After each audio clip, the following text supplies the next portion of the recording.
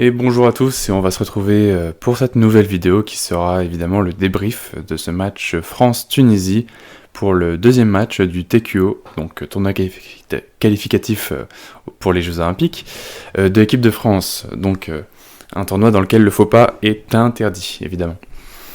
Après ce premier match gagné face à la Croatie, la France affrontait ce soir, samedi soir, la Tunisie, adversaire évidemment beaucoup moins imposant que la Croatie ou que le Portugal. Cependant, il était important de se rassurer et de pouvoir gagner ce match-là tranquillement et de s'économiser pour pouvoir arriver en forme ce soir face au Portugal. Donc, je vais faire un petit débrief tranquillement de ce match-là qui n'aura pas été fou comme la Croatie. Il n'y a pas eu de retournement de situation exceptionnel ou quoi que ce soit, donc je vais faire un résumé. C'est bref, voire même pas de résumé, et plus une analyse en fait du match et de comment moi je l'ai vécu. On va commencer donc avec la première mi-temps et l'homme fort de cette première mi-temps, enfin de début de première mi-temps, c'est encore Dikemem, comme face à la Croatie, qui va marquer les 3 sur 4 buts, 3 sur les 4 premiers buts de l'équipe de France, il va marquer les 3 premiers. Et cette fois, ce sera pas forcément des actions personnelles, c'est-à-dire que on va retrouver un moment Timothée Nguessan qui va lui créer l'espace. Et donc c'est intéressant de voir que l'équipe de France arrive légèrement à mieux jouer qu'hier. On va pas se le mentir, l'adversaire n'était pas de la même qualité que la Croatie, clairement, que ce soit défensivement ou offensivement. Ça reste la Tunisie, je veux dire, c'est un très bon match de l'équipe de France, mais on va pas se voiler la face. S'il y a eu des bonnes actions des deux côtés du terrain, voilà, c'est surtout dû par rapport à la qualité de l'adversaire. Donc Dikemem qui a bien joué, qui a marqué 3 des 4 premiers buts, donc je le disais, de l'équipe de France. Quelques critiques aussi, c'est Guigou sur les pénaltys, ou même que ce soit à l'aile. Il a de plus en plus de mal, je trouve, et ça s'améliore pas au fil des années et au fil des matchs sur les pénaltys. Je veux dire, je trouve que la situation est plutôt compliqué pour lui et qu'il a du mal à vraiment convertir sereinement ses shoots, que ce soit au penalty ou à l'aile. On a observé aussi une liaison Dikemem-Fabregas, donc la liaison barcelonaise, qui a bien marché, encore une fois. Les deux se sont bien trouvés durant la première mi-temps, et même durant le match globalement. Évidemment, on a observé une intensité défensive et de très très bonnes actions défensives. On voyait que l'énergie n'était pas la même, mais en même temps, bon, c'est comme ce que je disais tout à l'heure, c'est que c'est la Tunisie en face, on n'a pas la Croatie ou le Danemark. Donc évidemment, il y a une très bonne énergie et des actions qui ont permis de récupérer des interceptions faciles, comme cette interception de Ludovic Fabregas en début de match, et il va tout seul aller convertir son but, il part tout seul face au but, et voilà. Donc beaucoup d'interceptions, beaucoup d'arrêts, on va dire, de Vincent Gérard en première mi-temps.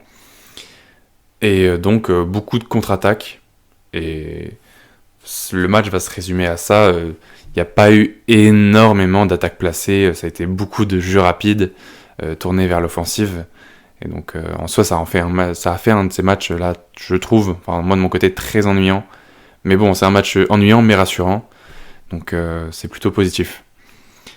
Vincent Gérard donc qui a fait un bon match, qui a fait un bien meilleur match qu'hier. Mais pareil, c'est face à la Tunisie, on va pas se voiler encore une fois la face. Il a fait des arrêts, mais les tireurs, voilà, c'est pas Sindrich, c'est pas Martinovic ou Mikkel Hansen, donc c'était des joueurs tunisiens. La qualité de shoot est pas la même, la qualité de jeu est pas la même.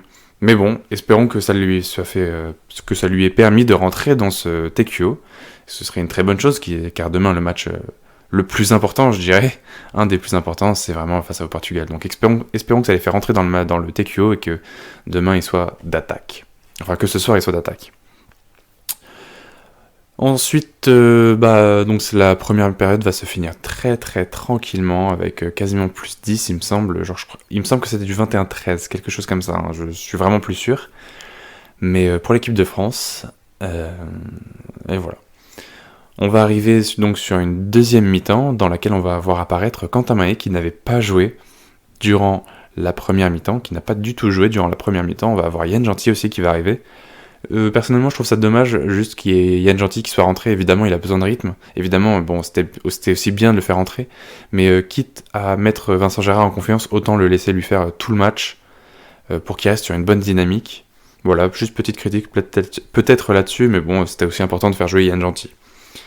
Donc on voit apparaître Quentin Mahé, et donc on voit que Guillaume Gilles ne veut plus le faire jouer dès le début de match, ce qui est assez intéressant en fait, et car on l'avait clairement vu au championnat du monde, il était arrivé complètement hors service, complètement HS en fin de mondial, donc on s'était dit c'était pas possible, mais en fait c'est Quentin Mahé, il joue vraiment avec une intensité dans son jeu, et il donne tout à chaque fois, et donc évidemment sur un mondial, il est arrivé rincé à la fin, donc on n'a pas envie de reproduire les mêmes erreurs, Guillaume Gilles a envie de le garder frais le plus longtemps possible, et donc il y a un espèce de low management qui s'opère autour de ce joueur, qui est très intéressant, enfin moi j'aime bien en tout cas, cette idée de pas tout de suite le faire commencer, et puis pourtant qu'il arrive à être... ce qui est impressionnant, c'est que les deux matchs, face à la Tunisie évidemment c'est plus facile je vais dire, mais même face à la Croatie, il est arrivé plutôt en étant dedans. Bon, face à la Croatie, il aurait fait quand même 2 loupés quand il est arrivé, il était pas tout de suite dedans, mais il a quand même bien réussi à rentrer dans le match et à réveiller tout le monde. Donc ça, j'aime bien le fait qu'il puisse rentrer, pas en seconde mi-temps ou pas forcément vers le début, mais quand ça commence à être compliqué ou qu'il faut débloquer la situation, ou soit en fin de match, pour permettre à tout le monde de vraiment se réveiller et mettre une claque à l'équipe de France, j'aime beaucoup. Donc c'est vraiment ce low management. Par exemple, on avait vu face à la Croatie, il n'était pas du tout rentré au début de match, il est rentré à la 20e minute, et quand ça commençait à coincer, et il a clairement été l'élément déclencheur de cette victoire face à la Croatie. Mais bref, revenons sur notre match. Autre petite critique, je dirais, c'est Rémi Lee, qui a toujours du mal à trouver ses pivots. Enfin, ça a été une ou deux fois, j'ai trouvé, mais bon, ça a été une ou deux fois face à la Tunisie, une ou deux fois face à la Croatie. C'est quand même un problème récurrent, je trouve, chez lui. Et il se met parfois dans la peau d'un petit playmaker, je dirais. C'est assez spécial, il va commencer à beaucoup dribbler devant la défense, alors que c'est pas du tout son jeu. Et ce qui fait il va jouer assez arrêté face à la défense. Et c'est un jeu qui lui va pas, parce que de 1, il est grand, et bon, on va dire qu'il est arrière de formation. Donc je trouve que c'est un type de jeu qui lui correspond pas, et quand il arrive lancé, et qu'il se lance, et qu'il lâche un bon gros shoot à 9 mètres, ça rentre souvent. Ou que ce soit sur jeu rapide, et qu'il se pose pas la question à faire son petit playmaking, et qu'il rentre direct dans le tas, et qu'il marque, je trouve ça le fait bien, et je préfère quand il joue ce poste-là. Hugo Desca, c'est pas une critique, c'est surtout une analyse que je vais faire de lui. C'est sur penalty, on le voit tout le temps il fait tout le temps ça quasiment, c'est-à-dire il fait une première feinte avec le bras assez haut, et ensuite il vient croiser en bas son tir, donc il est droitier, et donc il vient mettre au poteau gauche en bas à gauche, et il fait ça souvent. Pezic, face à la Croatie, il l'avait vu, et il avait notamment bâché sur penalty plusieurs fois. Et donc là, heureusement, le gardien de la Tunisie ne l'a pas vu. Enfin, les deux gardiens de la Tunisie ne l'ont pas vu, ou je sais plus, j'ai pas fait gaffe aux gardiens. Mais donc espérons que demain, les deux gardiens portugais ne l'aient pas étudié à la vidéo, parce que c'est quand même ce qu'il fait dans la majorité des cas. Donc voilà, il fait ça dans la majorité des cas sur penalty. Espérons que les gardiens portugais ne l'aient pas vu. Un petit relâchement en fin de match, mais bon, rien de très important, car on est en plus 10. Voilà, on se prend 2-3 contre-attaques d'affilée. Mais bon, le score final est de 40-29. Donc, bon, c'est pas très grave. C'est un match qui fut ennuyant mais rassurant pour l'équipe de France. A noter au passage la très bonne performance de l'Allemagne, en TQO toujours aussi, qui a gagné son match 36-27 face à la Slovénie. Merci beaucoup de m'avoir suivi, on se retrouve la prochaine fois.